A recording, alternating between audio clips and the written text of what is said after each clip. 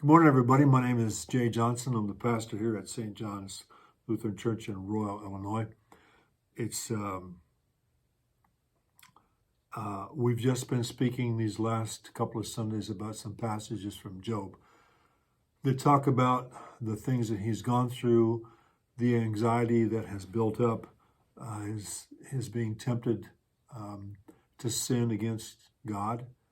Satan has led him through some very difficult times. I'd like to share this because I think this story that I'm about to tell, it really speaks about how important it is to know that God is with us and his presence always goes before us. And this story talks about the compassion that the Lord lays upon our hearts. This story is about a friend of mine. He used to live in a city in India called Mumbai. It used to be called Bombay. That's the old name. It's called Mumbai. It's got about 20 million people. Fairly large town. It's on the west coast of India. It's right on the ocean. Kind of juts out into this little tiny short peninsula. But with 20 million people, that's a lot of folks hanging around. You know, my friend Dave, he was there, and some people came from back home to visit. Dave is actually from England. He married a young lady in India. They're just a very dynamic couple, and they obviously entertained a lot of folks. And Dave told me this story. I was not there when this happened, but it talks about a prayer walk. A prayer walk is a kind of a practice we do from time to time. We simply go out in the morning, or it doesn't matter what time of day it is. We go out in the day and we allow ourselves to focus on what it is that God might show to us. Sometimes it seems so unstructured, but even in the unstructured, God has plans for us to see things. He wants us to take in the things that are around us.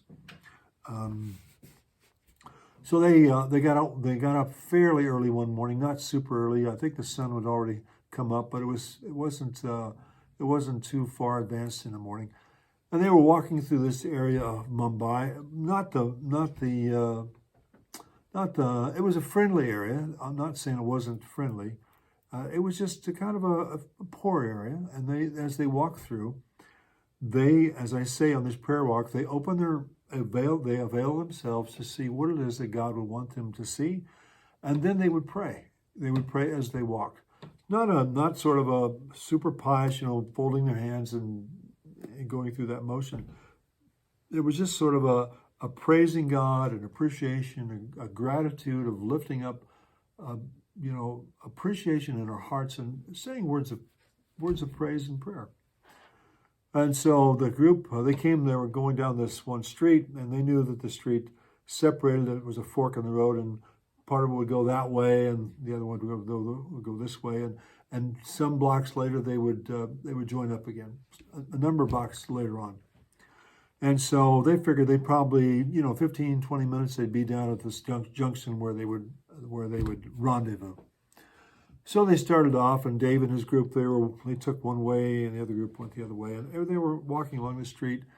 It wasn't a really high-class area. It was as you'll see, it was kind of difficult.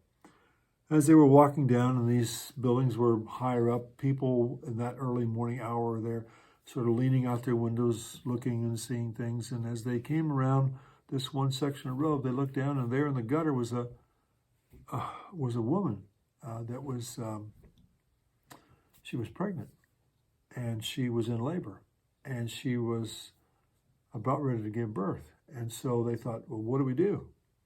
They didn't plan on this. This is not what you expect when you go on a prayer walk.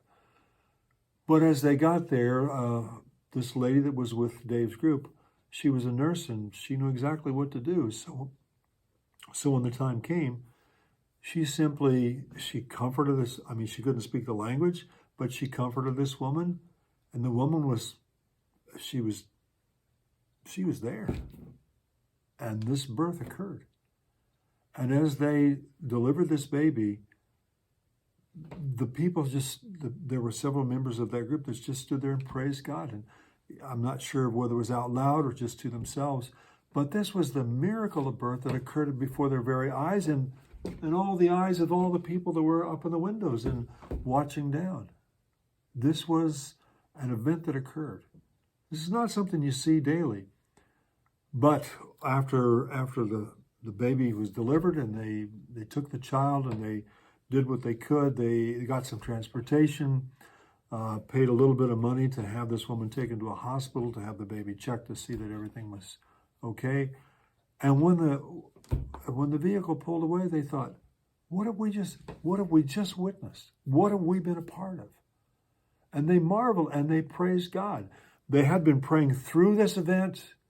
They knew that God was in this event. They knew this child was to be born. They knew that God had a purpose for this child. They prayed for this child would have a life that was full and rich. They did not know who this child would be, but God in His sovereignty had allowed them to take part in this event. Well, they continued their walk, and they got to the rendezvous a little bit late. And so when they got there, their friend said, "So what did you see?" And they were like, "Well, you're not going to believe this, but we just delivered a baby." "No, you didn't." "What are you talking about?" "Yeah, we really did. We delivered this child." Now, that's not the kind of thing you would expect on a prayer walk.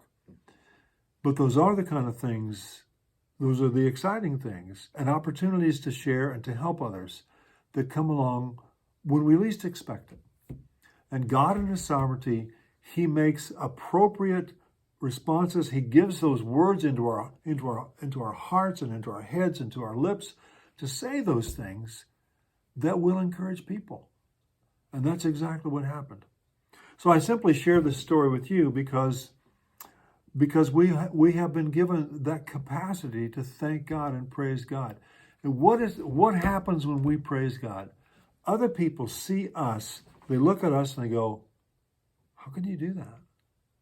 Well, you can do it because it's born out of a grateful heart. That's what we have. That word compassion means with suffering, compasión, with suffering. We talk about passion. We think of passion as, this great, fantastic love. It means suffering. That's what we're called to do. And in that suffering, that woman was suffering. But can you imagine how she rejoiced when this thing occurred? Well, I simply mentioned this event. Consider what it would be that God would lead you into a place today to have this marvelous opportunity to see His love unfolded. Well, thanks for taking the time to join me today. Blessings to you, and I will be seeing you later. Bye now.